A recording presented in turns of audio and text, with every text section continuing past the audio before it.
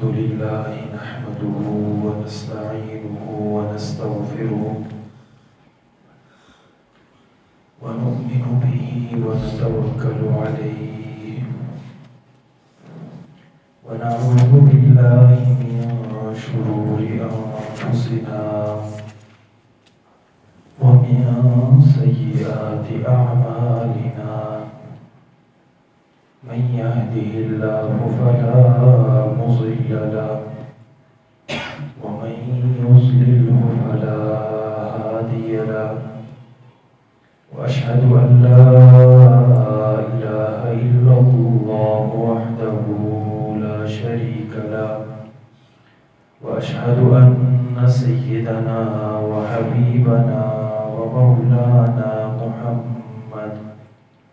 محمدا عبده ورسوله أرسله بالحق بشيرا ونذيرا وداعيا إلى الله بإذنه وسراجا منيرا أما بعد فأعوذ بالله من الشيطان الرجيم بسم الله الرحمن الرحيم واعتصموا بحبل الله جميعا ولا تفرقوا واذكروا نعمة الله عليكم إذ كنتم أعداء فألف بين قلوبكم فأصبحتم بنعمته إخوانا إلى آخر الآية. وقال رسول الله صلى الله عليه وسلم المسلم من سلم المسلمون من لسانه ويده أو كما قال صلى الله عليه وسلم صدق الله وصدق رسوله النبي الأمي الكريم. اللهم صل على محمد وعلى آل محمد كما صليت على إبراهيم وعلى آل إبراهيم إنك حميد مجيد. اللهم بارك على محمد وعلى آل محمد كما باركت على إبراهيم وعلى آل إبراهيم إنك حميد مجيد. معزز سامعین، عزیز بزرگوں، ربیع الثانی کا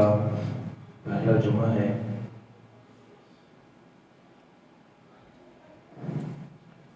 جمعۃ المبارک اسلام کے ہفتوں کے دنوں میں سے ایک اعزازیہ دن ہے. حدیث میں آتا ہے آپ صلی اللہ علیہ وسلم نے فرمایا کہ یہود کو اللہ رب العزت نے ہفتے کو والا دن دیا اور عیسائیوں کو اللہ رب العزت نے اتوار والا دن دیا اور امت محمدیہ کو جمعے والا دن عطا کیا. جمعے والا دن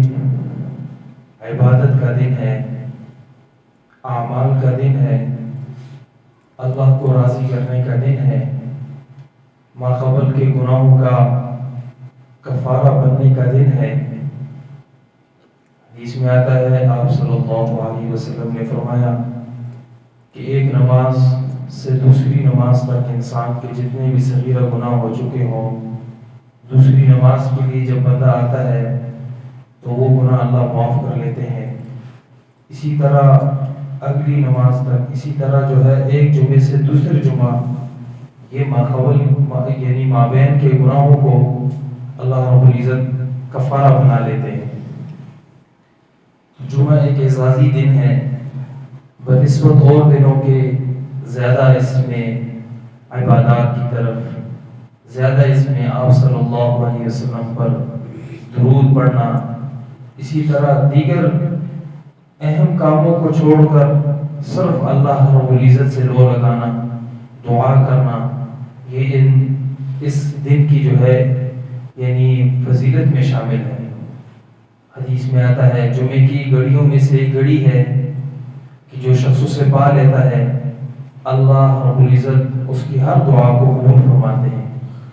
علماء فرماتے ہیں کہ ان 3 اوقات میں سے کوئی ایک وقت ہے، جمعے کے دن تہجد کی نماز کے وقت جو وقت ہے، اسی طرح جمعے کی نماز کے بعد کا جو وقت ہے، اور تیسرا قول حضرت یعنی عصر کی نماز کے بعد مغرب تک کا جو وقت ہے۔ ان 3 اوقات میں اللہ رب العزت بندے کی دعا بہت زیادہ قبول کرتے ہیں۔ اللہ ہمیں صحیح معنوں میں عمل کی توفیق نصیب فرمائے۔ آج سب سے بڑی جو ہمارے اندر کمی پائی جا رہی ہے وہ آپس میں بے اتفاقی کی ہے کہ دن بدن اتفاق کا پارا پارا کیا جا رہا ہے، دن بدن اتحاد کے نام پر بے اتفاقی بھی ہو رہی ہے، اور یعنی دن بدن مسلمان کمزور ہوتے جا رہے ہیں، اور مسلمان کی کمزوری در حقیقت وہ اپنے دین سے نابلد ہونا ہے۔ اسی طرح اس کی سب سے بڑی کمزوری اگر اس میں آ گئی ہے تو اس کا مطلب یہ ہے کہ آخرت میں بھی نقصان میں ہے وہ، اور نقصان در نقصان ہے اس کا کہ دنیا میں بھی سارے اللہ کے احکامات کو پورا کرے، اور اس کی ایک قسم کی تو کوشش ہر ایک مسلمان کرتا ہے، اور آخرت میں بھی اس بندے کو پھر وہ جنت نہ مل جائے اور جنت دیر کے بعد ملے، سزا کاٹنے کے بعد ملے، تو یہ نقصان کی بات ہے۔ اگرچہ کفار سے ایک نمبر اللہ رب العزت نے اعزازیہ دے دیا ہے کہ ہر ایک مسلمان کلمہ پڑھنے کے بعد ضرور بضرور جنت میں داخل ہوگا، لیکن ہر ایک مسلمان کو اللہ کے فضل سے یہی امید ہے، اور دن بدن وہ اعمال کی زیادتی کر کے یہی بات بتانا چاہتا ہے کہ اللہ میں اعمال جتنے بھی میرے ہو جائے لیکن تیرے فضل کی پھر بھی ضرورت ہے، اور تو نے اپنے فضل ہی سے ہمیں جنت داخل کرنا ہے۔ یہ احساس تو اللہ رب العزت نے دیا ہے، لیکن اس کے ساتھ ساتھ کوشش کرنا کہ ایک مسلمان کے یعنی عبادات ہیں، عقائد عبادات، اور پھر معاشرت معاملات ہیں، معاملات تو جس طرح ذکر ہوئے بہت سے معاملات ہیں، معاملات میں بھی اور معاشرت میں بھی سب سے بڑا اصول وہ آپس میں اتحاد کا ہے کہ کہیں بھی دنیا میں کہیں بھی جو کام بھی انسان کرتا ہے، اگر گھر میں بے اتفاقی ہے تو انسان گھر کا کام بھی نہیں کر سکتا اچھے طریقے سے، گھر کا کام میں بھی وہ دن بدن جو ہے تزلزل کا شکار ہو جاتا ہے۔ اگر گھر میں بے اتفاقی ہو، گھر میں اتحاد ہو، تو انسان جو ہے گھر سے مطمئن ہو جاتا ہے اور باہر کے مقابلوں کے ساتھ مقابلہ کرتا رہتا ہے۔ اسی طرح اگر محلے میں اتفاق ہو تو محلہ والا جو ہے وہ اس اتفاق پر اتنے خوش ہوتے ہیں کہ انہیں آپس میں کسی کمی کی ضرورت جو ہے وہ محسوس نہیں ہوتی۔ انہیں پتہ ہے کہ یار میری غم میری خوشی میں میرے بھائی میرے ساتھ دیں گے، محلے والے میرے ساتھ دیں گے، اور مجھے چاہیے کہ میں اپنے محلے والوں کے لیے مصیبت نہ لاؤں بلکہ خوشی لاؤں۔ ہر ایک محلے والا جب کوشش کرے گا، ہر ایک شخص جب کوشش کرے گا، تو اس طرح یعنی بے اتفاقی جگہ نہیں پکڑے گی۔ اسی طرح ملک ہے کہ جتنے ملکوں میں جتنے بھی یعنی ہر ملک اگر اپنے لیے کوشش کرے تو اس کے اتحاد کا ذریعہ بن سکتا ہے، لیکن یہ انسان کی سوچ ہے، اللہ رب العزت نے اس سوچ کو نہیں چاہا۔ اللہ رب العزت نے جس سوچ کو چاہا ہے وہ یہ کہ ایمان والا آپس میں اپنے تعلق کو اتنا مضبوط کرے کہ محلے کی ضرورت ہی نہ پڑے۔ جب وہ ایمان کے ساتھ مضبوط ہوگا تو اتنا زیادہ وہ اپنے محلے والوں کا اخلاص چاہے گا، جس کے اندر تقویٰ ہوگا تو اتنا زیادہ وہ اپنے محلے والوں کے لیے خوشیاں چاہے گا، جتنا زیادہ اس کے اندر اللہ کا ڈر ہوگا تو وہ کبھی بھی یہ پسند نہیں کرے گا کہ میری جو مصیبتیں ہیں وہ میرے پڑوسی اگر جو ہے وہ ہندو ہے، یہودی ہے، عیسائی ہے، اسے پڑھ لیں، اس لیے کہ حدیث میں آتا ہے لا یؤمن، وہ بندہ مومن ہی نہیں ہے کہ جو شخص اپنے پڑوسی کو تکلیف میں ڈال دے. تو اس کی تو نفی اللہ کے نبی نے کی ہے کہ اس کے امن سے، یعنی اس کا پڑوسی جو ہے وہ دن بدن پریشان ہوتا ہو، تو اس شخص کی نفی تو اللہ کے نبی نے کی ہے. شریعت ہمیں یہ بتاتی ہے جتنا زیادہ ہم دین سے مضبوط ہوں گے آپس کا رشتہ بھی اتنا زیادہ مضبوط ہو. اور یہاں اللہ رب العزت نے صحابہ کی بھی خاصیت یہ ذکر کی، وَاعْتَصِمُوا بِحَبْلِ اللَّهِ جَمِيعًا، اللہ کی رسی کو مضبوطی سے تھام لو. اللہ کی رسی، اللہ کا دین، اللہ رب العزت کے احکامات، رسول اللہ صلی اللہ علیہ وسلم کی سنتیں، ان کے احکامات، شریعت مطہرہ. وَلَا تَفَرَّقُوا، اور آپس میں تفرقہ بازی نہ کرو. آپس میں وہ دین کو چھوڑ کر اپنی رائے پر اتنا جم جانا کہ شریعت کو بھی جو ہے وہ پسے پوش ڈال دینا، یہ تفرقہ ہے. کہ تفرقہ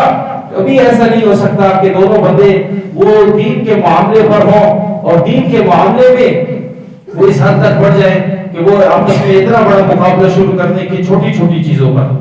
ہمیشہ جب بھی اللہ کی رسی کو مضبوطی سے تھاما جاتا ہے، اللہ کی رسی یعنی دین شریعت کو مطہرہ کو جب اپنا لیتے ہیں، باہم چھوٹے موٹے اختلافات ہونے کے باوجود بھی وہ امن قائم رہتا ہے. ایسا نہیں ہو سکتا کہ ضد اور عناد اور تعصب اس جگہ میں جگہ پکڑ لے اور انسان کو اس پر آمادہ کر لے کہ اپنے بھائی کو جو ہے قتل کرنا ہے.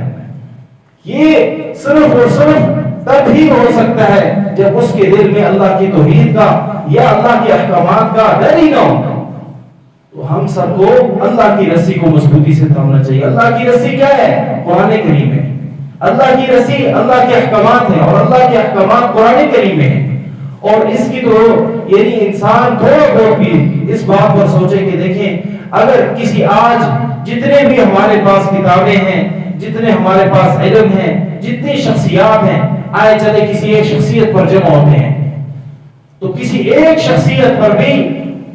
سب جمع نہیں ہو سکتے. جمع ہو سکتے ہیں تو وہ رسول اللہ صلی اللہ علیہ وسلم کی ذات اقدس پر جمع ہو سکتے ہیں. ان کی ذات پر جب ہم جمع ہوتے ہیں تو اللہ کے نبی صلی اللہ علیہ وسلم کی تعلیمات تو شریعت مطہرہ ہے. قل ان کنتم تحبون اللہ، اللہ سے محبت کرنا چاہتے ہو فاتبعونی، میری اتباع کرو. وہ تو شریعت ہے در حقیقت. تو باقی اپنے استاد، اپنے والد یا اپنے بڑوں کی باتوں میں آ کر یا ان کی جامد تقلیدیں کر کے اتحاد کا، اسی طرح امت مسلمہ کے لیے دن بدن وہ جو ہے تکلیف کا باعث ٹھہرنا، یہ مسلمان کی شان نشان تو نہیں ہے. مسلمان کی شان نشان تو یہ ہے کہ وہ چاہے مشرق میں ہو یا مغرب میں ہو آپس میں درد کو محسوس کریں. یہ المؤمن کا جسد واحد، مومن ایک جسم کی مانند ہے. اذا اشتکا عین ہو اذا اشتکا کل، آنکھ درد کرتی ہے، جسم سارے کا سارا درد کرتا ہے. کیا آج ہم صحیح معنوں میں مومن ہیں کہ ہمیں کسی مسلمان کے درد آج ہمیں محسوس ہو؟ ہمیں اس بات پر غور و فکر کرنا چاہیے. اور یہ درد کیوں نہیں ہے؟ درد تب ہو سکتا ہے جب اس درد کو درد بھی کہا جائے کہ یہ واقعی درد ہے. یہ درد اگر میرے درد پر آ گیا تو واقعی مجھے بھی درد ہوگا. اسی طرح اگر کسی غیر پر ہے تو میں اسے آج محسوس کروں. اور اس کی سب سے بڑی کمی ہمیں شریعت سے جو ہے دن بدن ہماری دوری ہے. اگر ہم شریعت سیکھتے بھی ہیں تو بس اتنا سیکھ لیتے ہیں کہ رسمی طور پر چند باتیں ہم سیکھ لیتے ہیں. رسمی طور پر انہیں جب ہمارے اوپر مشکل آ جاتی ہے فوراً چھوڑ دیتے ہیں. فوراً جو ہے یعنی جتنے بھی ہیں کہ ہم سب کی عادت ہے کہ اللہ رب العزت ہمیں معاف فرمائے کہ منافقین کی طرح ہم خود جو ہے بہت سے احکامات ایسے ہیں اللہ رب العزت کے احکامات ہم پر متوجہ ہوتے ہیں، لیکن جب ہمیں کوئی مشکل در پیش آتی ہے آسانی میں تو بڑے آسانی کے ساتھ ہم کہتے ہیں، ذرا سی مشکل آ جاتی ہے تو اس میں انتہائی افسوس کے ساتھ کہ خود بھی چھوڑ دیتے ہیں، دوسروں کو بھی یہی تلقین کرتے ہیں یار چھوڑیں اس معاملے کو، اس میں نہ پڑیں. حالانکہ وہ ہمارے لیے اللہ کے نبی کا حکم ہوتا ہے اور اللہ کے نبی کا حکم وہ تو ہمارے لیے جان مال ہر چیز سے بڑھ کر ہونا چاہیے. لیکن وہی اللہ کا حکم اور اللہ کے نبی کا حکم ہم اس طرح پشے کچھ ڈال دیتے ہیں کہ باقی ہمارے دعوے بڑے ہوتے ہیں کہ ہم محب رسول ہیں، عاشق رسول ہیں، لیکن وہ حکم پورا نہیں کر سکتے جو اللہ کے نبی کے پورا کرنے کا ہو۔ انتشار ہو تو انتشار میں ہمارا بڑھ چڑھ کر حصہ ہوتا ہے، یعنی حتیٰ کہ اپنے بھائیوں کے اندر بھی انتشار کو اتنی جگہ دے دیتے ہیں کہ وہ بات جب انسان اس کو ٹھیک کرنے کی کوشش کرتا ہے ٹھیک کر بھی نہیں سکتا بعض اوقات، اس لیے کہ وہ انتشار اس حد تک بڑھ چکا ہوتا ہے کہ وہ کنٹرول سے باہر ہو جاتا ہے۔ تو اس وجہ سے انتشار کا ذریعہ نہ بنے، بلکہ ایک مومن ہونے کی ناطے اللہ کے نبی کے احکامات کو زندہ کریں، اور وہ کہ جب بھی کوئی بات انسان سنے تو سننے کے بعد یہ نہیں ہے کہ جذبات میں آ جائے اور فوراً جو ہے یعنی دیش والے حکم جاری کرنے لگے، بلکہ اس کو صحیح معنوں میں سوچے کہ کیا اب میرے لیے نبی علیہ السلام کے اس میں کیا طریقہ ہے۔ ہر بات کو جب بھی سنا جاتا ہے، بے اتفاقی کی سب سے بڑی بات اور سب سے مین بات جس سے بے اتفاقی دن بدن بڑھتی ہے وہ یہ ہے کہ ہر بات پر اتنا یقین کر لینا اور اتنے یقین کے ساتھ آگے پھیلا لینا۔ ایک بندے نے شاہد کے ساتھ ایک بات کر دی، آپ اسے آگے یقین کے ساتھ لوگوں کے سامنے ذکر کرتے ہیں کہ یقیناً یہ بات ہوئی، یہ تو مومن کی شاید نشان نہیں ہے بلکہ یہ تو جھوٹے بندے کی نشانی ہے۔ کفا بالمرء کذبا ان يحدث بكل ما سمع، اللہ کے نبی نے فرمایا اس بندے کے جھوٹا ہونے کے لیے یہی کافی ہے، ہر سنی سنائی بات کو آگے بڑھاتا جائے۔ تو معاشرے میں اور خصوصاً جو ہے رشتہ داریوں میں صلہ رحمیوں کو توڑنے میں سب سے بڑا کردار وہ اسی چیز کا ہے کہ ہر سنی سنائی بات کو اگلے کے سامنے ذکر کرنا اور اسے اس وثوق اور اس یقین سے ذکر کرنا کہ واقعی یہ ہوئی ہے، حقیقت میں شاید ہو شاید نہ ہو، اس کے ساتھ ہمارا لینا دینا ہوتا ہی نہیں ہے۔ تو اس وجہ سے ہر بات کو جب بھی لے تو اسے شریعت کے تناظر میں دیکھ کر لیں، اس طرح یہ ہوگا کہ ہمارے اندر امن ہوگا، ہم اتفاق کا سبب بنیں گے، ہمارے اندر دن بدن اتحاد آئے گا، اور وَاعْتَصِمُوا بِحَبْلِ اللَّهِ، دین کو مضبوطی سے تھامنا ہے۔ فرمایا آیت پوری کرتا ہوں، اللہ رب العزت فرماتے ہیں وَاذْكُرُوا نِعْمَتَ اللَّهِ، اللہ کی نعمت کو یاد کرو جو تم پر اللہ نے کی ہے، اِذْ كُنْتُمْ أَعْدَاءً، جب تم سارے آپس میں دشمن تھے۔ دن بدن دشمنی بڑھنے کی وجہ بھی یہی ہے کہ بے ایمانی ہے، دن بدن دشمنی کی وجہ بھی یہی ہے کہ بے اتفاقی۔ اللہ رب العزت نے فرمایا مشرکین مکہ کیوں آپس میں ایک دوسرے کے دشمن تھے؟ لا دین تھے، دین کا پتہ ہی نہیں تھا، دین آیا فَأَلَّفَ بَيْنَ قُلُوبِكُمْ، اللہ نے تمہارے دلوں کو آپس میں جوڑ دیا، فَأَصْبَحْتُمْ بِنِعْمَتِهِ إِخْوَانًا، تم اللہ کی اس نعمت ہی کی وجہ سے بھائی بھائی بن گئے۔ تو ہمیں بھی آج وہ بھائی چارگی قائم کرنی چاہیے کہ دن بدن ہم اللہ کے احکامات کو اسی طریقے سے سیکھیں جس طرح صحابہ کرام نے سیکھے۔ ہم جب بھی ہمارے سامنے شریعت کا کوئی بھی حکم ہو، ہم اپنی صورت کو سیرت کو ہر لحاظ سے اللہ کے حکم کے اور رسول اللہ صلی اللہ علیہ وسلم کے حکم کے مطابق کر لیں۔ اللہ مجھے بھی اور آپ